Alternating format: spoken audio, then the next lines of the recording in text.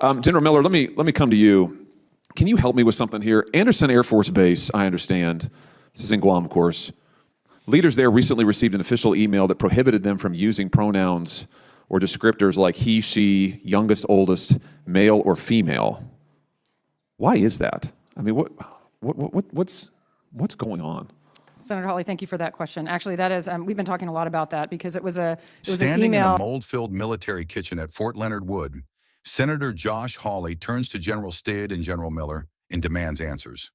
Hawley unloads on Army brass for failing service members, then pivots and drills General Miller over reports that the Air Force banned pronouns at Anderson Air Force Base. Chaos erupts as Hawley refuses to back down and vows to keep the pressure on until something finally changes. Thank you very much to the ranking member, and thank you, Madam Chair, and thanks to the witnesses for being here. General Stitt, let me talk with you. Let me start with you, if I could. I have spoken repeatedly with the Secretary of the Army about replacing aging homes at Fort Leonard Wood in my home state, and there is no doubt in my mind that service members deserve better than they are getting right now. I was just there a few weeks ago. I toured the homes myself. I spoke to residents. I spoke to spouses. I spoke to children who lived in the homes.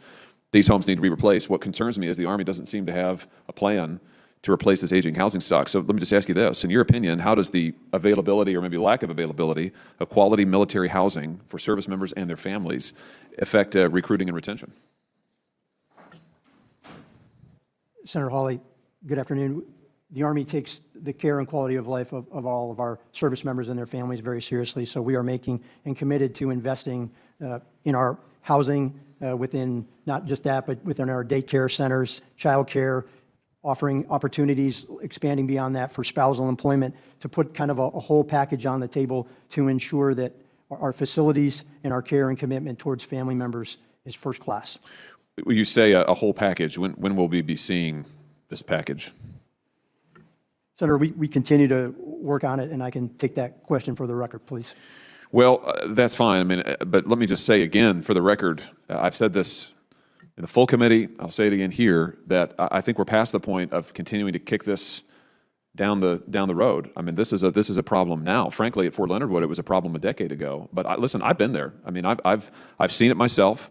I've talked to the service members myself. I've been in their houses. I've been in their kitchens. I've looked at their bathrooms where there's mold growing. I've seen that they don't have places for their kids. I've seen the substandard living conditions, and it just isn't acceptable, General. You know what? I promised those service members that I'd be a royal pain in the you-know-what until something changed.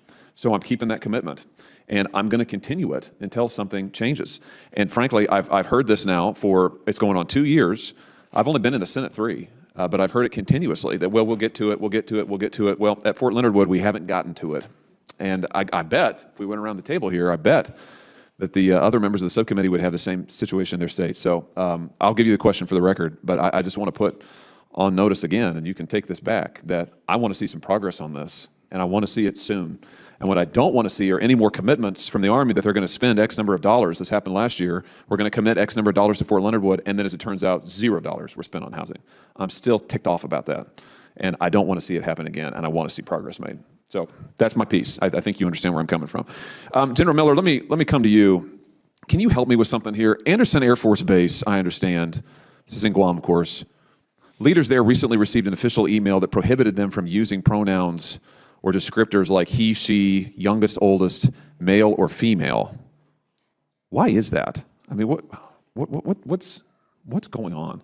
Senator Hawley, thank you for that question. Actually, that is, we've been talking a lot about that because it was an email, from my understanding, that went out locally from one of the commanders there, and I don't remember at what level. I don't know if it was a group commander or the wing commander there. I believe that it was a Facebook post that went out based on a question. It is not the Air Force policy to not use pronouns, and so I think it was a social media, exacerbated by individuals that said that they were directed for that. Okay, good. Well, I think that's progress. So you're saying, I'm looking at a news article here published August 31, 2022, saying that PACAF has sent this letter around. Leaders of the base are instructed, do not use pronouns, age, race, etc. And they go on. The unauthorized examples of unauthorized language are male, female, youngest, oldest, he, she. But you're saying that was not an official communication. That has not been a directive. That is not an official communication from the HAF. Correct. Okay. And so your position to me is today that is not policy, and that they have not been so instructed. That is correct. This is a social media policy kerfuffle. I mean, this is not real. It's not happening. It's, I don't know if it's not happening, but it is not an official policy from the Department of the Air Force. Okay. I ask because part of the way it's been reported is that the rationale is to help with lethality and also recruiting. And it was curious as heck how not using he, she can help with lethality and how it's helping with recruiting. But I take your word for it that this is not policy, and that satisfies me. So thank you. Thank you, Madam Chair. Walking through those homes at Fort Leonard Wood hit me like a punch to the gut. Mold on the walls, cracked bathrooms, families telling me their kids have nowhere safe to play, and the Army keeps acting like it'll get to it eventually. General Stid sat in front of me, talking about working on a package, while our service members are raising their kids in deteriorating military housing that wouldn't pass inspection in any normal neighborhood. My visit wasn't a photo op. Residents pulled me aside and told me they've been promised improvements for a decade. Bathroom ceilings sagging, kitchens falling apart, entire neighborhoods that look abandoned even though families are forced to live there. Meanwhile, the Army sends Congress glossy presentations about quality of life initiatives, then spends $0 on actual housing upgrades after promising real money last year. That's why I made it crystal clear to General Stid.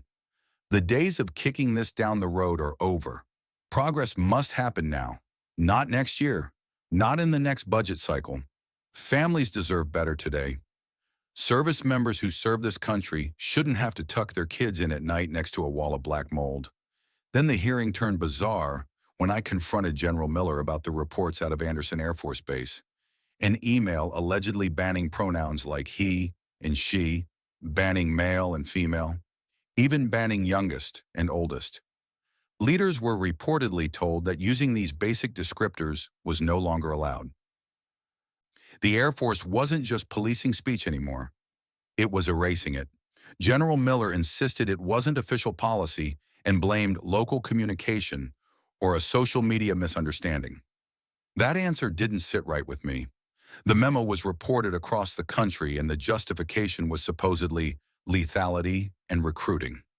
How banning pronouns helps national defense is anyone's guess.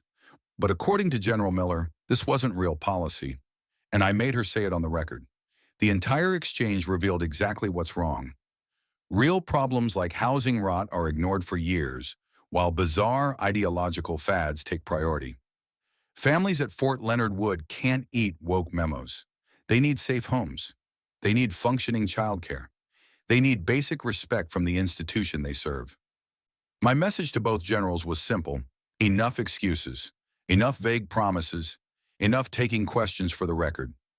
Real progress is the only thing that counts now, and I'm not backing off until these families finally get what they were promised. The military can't preach readiness while soldiers' kids sleep next to fungus-covered drywall.